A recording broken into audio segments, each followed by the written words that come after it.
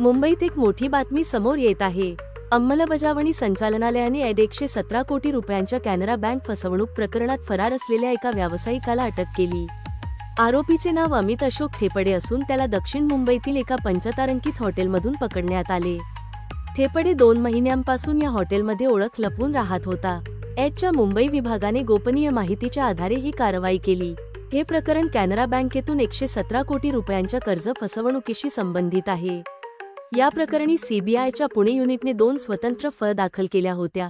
त्यानंतर एडने मनी लॉन्ड्रिंगचा तपास सुरू केला।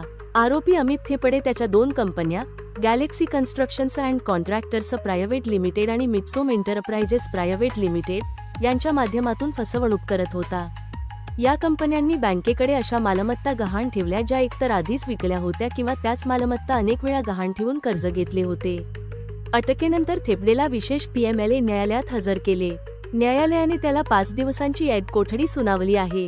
एडने हॉटेलमधून 50हून अधिक बँक खाती गोठवली, 9 लाख रुपये रोख, 2 कोटी रुपयांचे सोने, चांदी आणि हिऱ्यांचे दागिने, 2 गाड्या आणि अनेक डिजिटल उपकरणे जप्त केली आहेत।